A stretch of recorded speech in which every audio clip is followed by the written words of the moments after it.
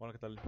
Este es un video dirigido al personal de intendencia de las instituciones de salud para que les sirva de apoyo durante esta fase de control. Está basado en la NOM 045 SSA2, que nos establece cuáles son las medidas de control y prevención de enfermedades nosocomiales para su adecuado cumplimiento y vigilancia. ¿Cuál es el objetivo de este video? Pues el primero de ellos es fortalecer el ambiente hospitalario con ambientes limpios y desinfectados. Obviamente el estandarizar el material exclusivo para limpieza y desinfección que siempre se debe de homologar en todas las unidades. Las técnicas y las metodologías de la limpieza y desinfección, así como también disminuir con esto la cantidad de microorganismos contaminantes en el ambiente hospitalario, para con esto evitar la transmisión de infecciones nosocomiales o infecciones cruzadas en las instalaciones de salud. Debemos de saber que las infecciones hospitalarias dependen de tres factores importantes: lo que es el huésped, que es la persona que está hospitalizada o que está siendo intervenida en la institución de salud, el patógeno o el microorganismo que se encuentra presente, y obviamente el ambiente hospitalario que puede propiciar su crecimiento. Y al cruzar esos tres elementos, pues obtenemos una enfermedad nosocomial o una enfermedad hospitalaria. Si tenemos en consideración que el huésped puede ser una persona que ya se encuentra con una enfermedad presente y que obviamente sea una enfermedad crónico-degenerativa, esto puede hacer que el huésped esté muy susceptible a las infecciones, y si a eso le agregamos un patógeno de alta virulencia y un ambiente sucio, pues obviamente vamos a tener como repercusión una grave enfermedad dentro de los... Ahora, hablando específicamente del coronavirus, eh, estamos hablando de un nuevo virus que está presente en nuestro medio. Sin embargo, pues ya se identificó, el nombre del virus es SARS-CoV-2, que es el virus, y nos produce una enfermedad que se llama COVID-19. Entonces, esos procesos de limpieza no difieren en absoluto con otros procedimientos, ya que los procedimientos van encaminados a eliminar bacterias, virus, hongos y esporas. ¿Por qué lavar y desinfectar? Porque no es lo mismo el hecho de hacer un lavado o desinfectar únicamente. Los microorganismos, hablando específicamente del virus, se encuentran dentro de las células vivas. Entonces, primero hay que destruir las células para exponer el virus, y ya después de esto destruimos el virus. El lavado destruye la sangre, la saliva, la orina, la pus, las flemas, y el desinfectante destruye el virus. Por eso es importante lavar y desinfectar. ¿Cuál es su efectividad? Pues obviamente si lavamos y desinfectamos tiene una efectividad de hasta un 99%. Si solamente limpiamos, entonces obtenemos un 80%, o sea, no es suficiente. Tenemos que lavar y desinfectar. Es importante saber esto, que las superficies tienen riesgo mínimo de transmisión, ya que el virus se puede depositar sobre ellos, y hasta la fecha se ha establecido un rango de permanencia en esas superficies que puede ir desde 24 horas hasta 9 días. Entonces, el virus que se deposita sobre una mesa, el virus no va a crecer porque el virus necesita de una célula viva para replicarse, pero sí puede permanecer activo sobre esa superficie. Entonces la contaminación cruzada sucede en esa superficie. O sea, el médico que está realizando un procedimiento o el profesional de la salud que está realizando un procedimiento toca la superficie contaminada. Obviamente la mano del profesional o el instrumental ya están contaminados y eso lo lleva al paciente que están tratando. Eso es una contaminación cruzada. Ahora, hablando específicamente del personal de intendencia, es importante recalcar que el eslabón del personal de intendencia es en este momento el más importante dentro de las instalaciones hospitalarias. Por lo tanto, el personal debe de contar con un uniforme clínico de trabajo. No es necesario que estén completamente equipados como salen los medios de comunicación. Con su uniforme clínico y sus medidas generales de protección son más que suficientes. En áreas críticas, obviamente, se debe de vestir el uniforme quirúrgico, que se debe de cambiar por turno. Si el personal de intendencia se lleva su uniforme quirúrgico, entonces se debe de lavar cada después de turno. Y es importante recalcar esto, que siempre hay que lavarse las manos. Al iniciar las labores, antes de ir al baño, después de ir al baño, al consumir sus alimentos y obviamente al terminar. La limpieza nosotros lo vamos a separar en tres áreas. Las áreas críticas, que son las áreas donde se puede encontrar una mayor contaminación, como son los quirófanos, las salas de terapia intensiva, laboratorio, banco de sangre, centro de lactancia, urgencias, obviamente, rayos X, que también se contaminan las mesas, y obviamente los medios de transporte dentro del hospital, que son las camas, camillas, mesas de exploración y pues obviamente las sillas de ruedas, que pueden llegar a ser igual de contaminadas que un carrito del súper. Las áreas semicríticas son aquellas en las que el tránsito está un poco más disminuido y ya existe un control de enfermedades. Perdón. Ambientes de hospitalización, cuartos de curación, baños, regaderas, WCs, almacenes y pasillos.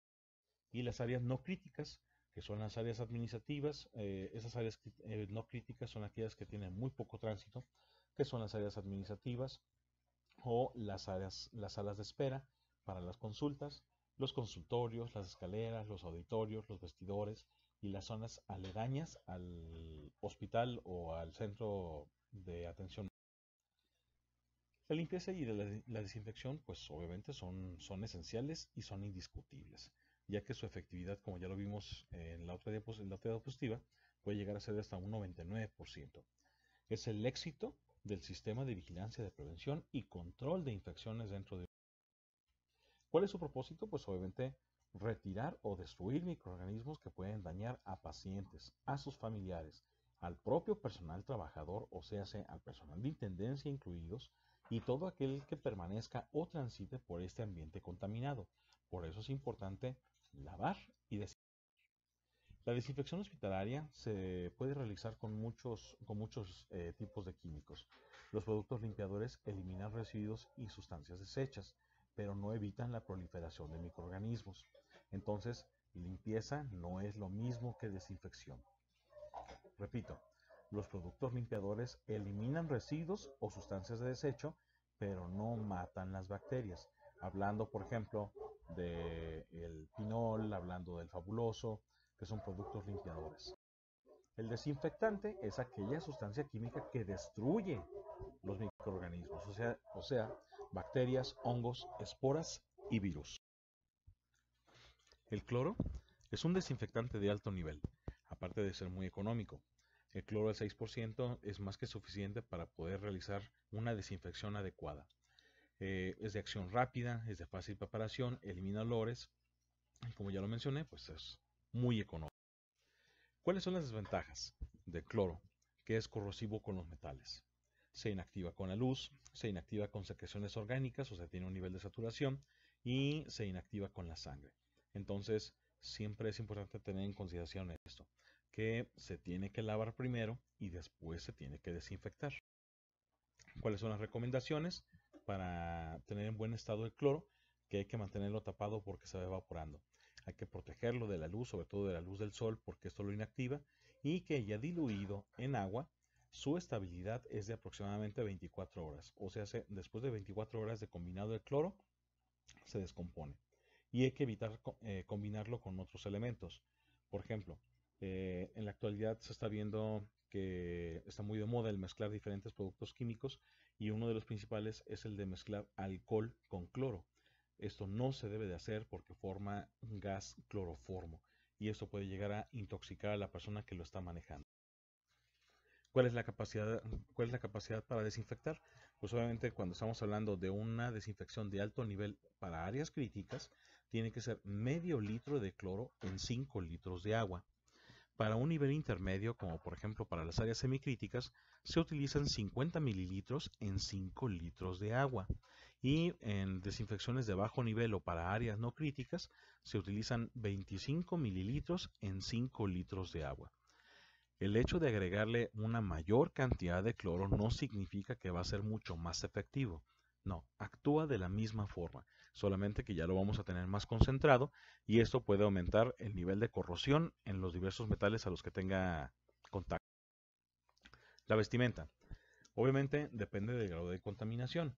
Tu uniforme, tus guantes y tu cubrebocas pueden ser suficientes para lavar y para desinfectar. Si el área está muy contaminada, y a tu consideración se puede agregar una bata desechable. No es necesario colocarse trajes de aislamiento para las labores de intendencia. Y es importante que antes de que te vistas con tu ropa de protección, recuerda ir al baño y al iniciar a vestirte, toma un vaso de agua antes de equiparte, ya que con esto te vas a mantener hidratado y sobre todo que no te van a ganar las ganas de ir al baño. Tu uniforme clínico, como ya lo habíamos marcado, tu uniforme clínico es más que suficiente. Con esto nosotros podemos observar que este uniforme clínico pues cumple con toda la medida de protección para nuestro cuerpo. ¿Qué es lo único que hace falta? Pues agregarle un cubrebocas. Con ese cubrebocas colocado, obviamente cuando vamos a iniciar nuestras labores, pues simplemente nos lo colocamos, pero es importante tener en consideración que debe de estar bien colocado. La correa superior tiene que estar sobre nuestra cabeza y la correa inferior tiene que estar por la base del cuello. Y obviamente el colocarnos una bata desechable puede agregar una protección extra. Siempre es importante recordar que las batas desechables se abrochan por atrás y hay que asegurarlas con un nudo, no hay que traerlas sueltas. Entonces, siempre la parte del frente debe de quedar completamente cubierta con nuestra bata. Y si es factible, utilizar guantes de uso rudo para las labores de intendencia. Si no, los guantes de látex o los guantes de nitrilo pueden llegar a ser suficientes para nuestras labores.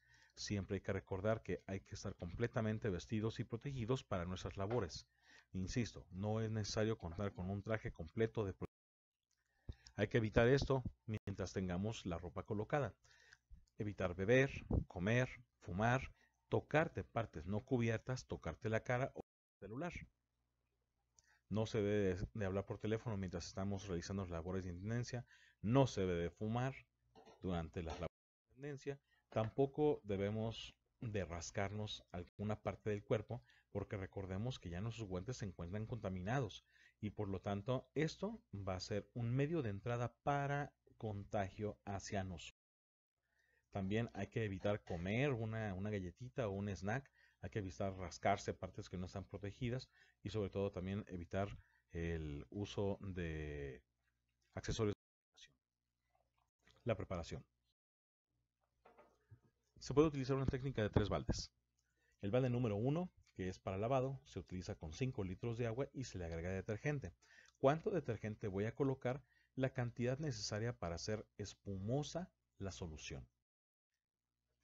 Podemos agitarlo con lo que tengamos a la mano. Si ya tenemos nuestra mano protegida, podemos revolver el jabón con el agua, pero que esté protegida. En el balde número 2 colocamos el desinfectante. Si es un área crítica, entonces utilizamos 5 litros de agua con 500 mililitros de cloro y lo mezclamos. Y en el balde número 3, que es para el enjuague, utilizamos 5 litros de agua corriente. Simple y sencillo. Y vamos a utilizar una franela o paño de preferencia desechable. Y vamos a utilizar la técnica de 4 caras. Simplemente doblamos en 4 nuestra franela para poder realizar las labores de limpieza y desinfección. ¿Cuáles son los principios básicos de limpieza? Pues obviamente siempre tenemos que irnos de arriba hacia abajo, o sea, partiendo del techo hacia el piso, de adentro hacia afuera, o sea, de la parte más lejana, de la parte de salida hacia la puerta de salida, de lo más limpio hacia lo más sucio, y si tenemos un área muy grande, podemos hacer una limpieza del centro hacia la periferia. ¿Cuál es la técnica? Pues obviamente se tiene que lavar inmediatamente las superficies que se encuentren sucias con fluidos biológicos. La técnica húmeda es la que se debe de utilizar porque esta no levanta polvo. Por lo tanto, no se debe de utilizar la escoba en el área de hospitalización. En las áreas críticas no se utiliza escoba. Siempre va a ser con técnica de arrastre, con un mop o si no, con técnica húmeda con un trapeador. No se debe de barrer en áreas críticas. Las técnicas de limpieza, pues obviamente en pisos utilizamos la técnica del doble cubo o se hace una con desinfectante y otra con agua y trapeamos con el desinfectante y enjuagamos con el agua limpia. ¿Por qué es esto? Porque de todas formas puede existir un cierto grado de corrosión sobre el piso. Entonces dejamos actuar el desinfectante y después lo retiramos con agua limpia. Debemos de evitar las malas técnicas porque aquí lo único que estamos haciendo es regar los microbios, entonces esto no es lo adecuado. Y también debemos de evitar barrer por encimita con el trapeador, porque de lo contrario esto no está limpiando efectivamente. Está retirando partículas, pero no estamos limpiando ni estamos desinfectando. Las superficies y los muebles.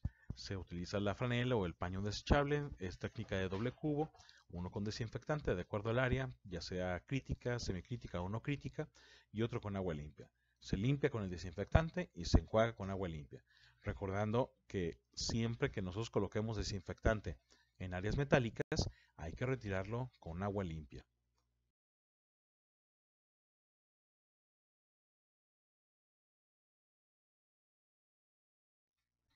Para las camas y las camillas, se retira la ropa con cuidado, sin jalar la ropa, depositándola sobre las bolsas rojas. Se debe lavar con jabón la superficie del colchón a la colchoneta, empezando por la parte superior, y se enjabona de lo más limpio a lo más sucio. Se retira el jabón con agua limpia, se continúa con la parte posterior, la cabecera, la piecera, la base y al final las patas de la cama o la camilla. Se desinfecta en el mismo orden y se deja actuar por 10 minutos. Al finalizar, se enjuaga con agua.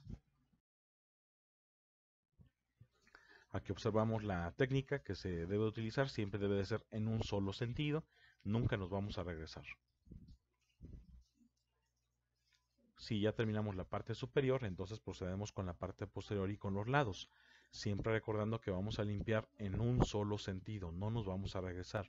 Y aquí lo que ya estamos haciendo es desinfectar porque ya lavamos. Y finalmente terminamos con el resto de los accesorios de la cama. No importa que no se encuentren contaminados, es importante desinfectar todas las superficies.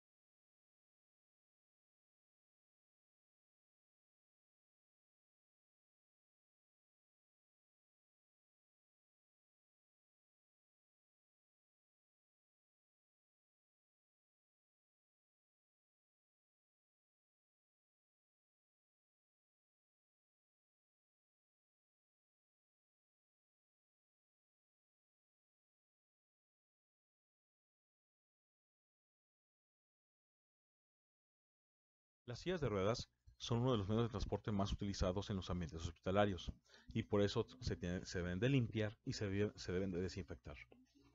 Hay que evitar la acumulación de mugre y fluidos corporales. De hecho, la silla de ruedas es lo que menos se limpia en un hospital. Hay que lavar con jabón de lo más limpio a lo más sucio, de arriba hacia abajo, se enjuaga y se desinfecta por 20 minutos. se enjuaga y se seca para evitar la corrosión. Siempre debemos de prestar atención en las áreas de mayor contacto, las cuales obviamente esta parte de los manubrios o de las agarraderas siempre son las partes que se pueden llegar a tener con mayor contaminación, porque esto todo mundo lo toca. Y aquí en muchas ocasiones sentamos a los pacientes que tienen la piel descubierta, entonces esto también está muy contaminado. Entonces siempre hay que limpiar el respaldo, limpiar el asiento. Recordemos que también esto es muy tocado por los pacientes o por cualquier persona que se siente sobre la silla de ruedas. Aún el propio personal de salud cuando se sienta a descansar porque no hay otra silla. También debe ser limpiado. Las superficies. En la limpieza de rutina, pues obviamente se utiliza nada más la parte de desinfección. En el exhaustivo se hace lavado y desinfección. Con franela o con paño desechable, técnica de doble cubo, uno con desinfectante de acuerdo al área, otro con agua limpia, hay que recalcar mucho esto, limpiar con desinfectante y enjuagar. Siempre tenemos señales que la gente puede llegar a tocar, porque es muy dado eso, que la gente señala y toca las partes plásticas de los señalamientos. Es importante limpiarlos porque también esos son medios de contacto. Los picaportes de las no importa cuáles sean, siempre hay que procurar estarlos limpiando de manera rutinaria, independientemente de cuál sea. Los baños, que también son áreas semicríticas, la manija del depósito también hay que estar limpiando porque esto es algo que todo el mundo toca. Hay muchas personas que cuando van al baño depositan sus pertenencias para hacer sus necesidades sobre la tapa del depósito. También debe estar el asiento del baño, la tapa del escurridor. Siempre se debe de limpiar. El grifo también debe ser limpiado porque aquí también se puede acumular una gran cantidad de gérmenes y de sustancias. Todas las partes esenciales del baño que mantienen alto contacto con la gente deben ser desinfectados. Los asientos en las salas de esperas también deben ser limpiados porque aquí se sienta toda la gente. Inclusive nosotros en algún momento podemos sentarnos en esas sillas. Por lo tanto, también deben ser limpiados con minuciosidad, porque de lo contrario, aquí se puede acumular una gran cantidad de mugre y microorganismos. Las áreas de recaudación, también recordemos que hay gente que pega mucho su cara aquí a las zonas de recaudación, entonces siempre hay que mantener desinfectadas las áreas de mayor contacto donde la gente pone sus manos o hace. Y en la parte externa, aledañas al área hospitalaria, también tenemos pasamanos, también tenemos asientos, también deben ser desinfectados. Y los dispensadores de gel alcoholado que se encuentran en la entrada de las instalaciones hospitalarias, también la gente llega y los toca con sus manos, también deben ser desinfectados de manera. Y pues no debemos olvidarnos también de los checadores. Todo el mundo llega y coloca el dedo ahí y no sabemos si se lavaron o no las manos. Por lo tanto, también hay que desinfectar y limpiar el área del checador. Se desinfecta con una solución desinfectante con cloro y agua y al final se enjuaga con agua limpia. Obviamente no le vamos a echar el chorro del agua, pero sí podemos utilizar una franela o un paño desechable para poderlo limpiar. Al finalizar, es importante que no te contamines. Lava tus guantes con jabón, limpia tus guantes con gel y retírate los guantes. Quítate el cubrebocas, quítate la bata, lava tus manos y ahora sí, descansa e hidrátate. ¿Cómo voy a hacer todo esto? Primero es lavar los guantes con jabón. Hacemos una técnica de lavado de manos, pero con los guantes colocados para retirar la mayor cantidad posible de contaminantes o de microorganismos que se encuentren adheridos a nuestros guantes. Finalmente le colocamos gel sanitizante o gel alcoholado y de igual forma realizamos una limpieza de los guantes que ya fueron lavados previamente con alcohol. ¿Para qué es todo esto? No es directamente en nuestras manos, es para descontaminar nuestros guantes, porque obviamente necesitamos retirarnos el equipo de protección. Entonces ya que se encuentra lavado y desinfectado, entonces ahora sí, procedemos a quitarnos los guantes. Siempre hay que hacerlo con la técnica del guante cruzado. Tomamos primero por la parte externa nuestro guante sin contaminar la parte interna. Jalamos el primer guante y posteriormente tomamos ya con nuestra mano desnuda la parte interna del guante que nos queda y de igual forma jalamos. Y esto nos va a dejar con los guantes cruzados y nuestras manos completamente. Ya finalmente, con esto, hacemos un lavado de manos con agua y con jabón. Retiramos la parte superior de nuestro cubrebocas, no lo vamos a jalar con las manos. Jalamos primero el resorte que se encuentra en la parte superior de nuestra cabeza y jalamos el cubrebocas hacia adelante. Jalamos la parte inferior de nuestro cubrebocas y ya con esto lo retiramos. Ya con el cubrebocas fuera de nuestra cabeza, entonces procedamos a retirarnos la bata, rompemos el nudo o deshacemos el nudo dependiendo de la situación, jalamos las correas hacia adelante para quitarnos finalmente nuestra bata. Y ya una vez que nosotros nos quitamos la bata, la envolvemos de afuera hacia adentro para hacer un rollito, y ese rollito lo colocamos en la bolsa de RPBI. ¿Por qué? Porque es material contaminado. Y al final sanitizamos nuestras manos porque tocamos de nueva cuenta una parte que ya está contaminada. Entonces lavamos y quitamos. Recuerda, seguir tus manuales de procedimientos porque tu salud es primero. Protégete. Si tú realizas bien tu trabajo, todos vamos a estar bien, porque tú eres una parte importante en la sanitización de las instalaciones hospitalarias. Gracias.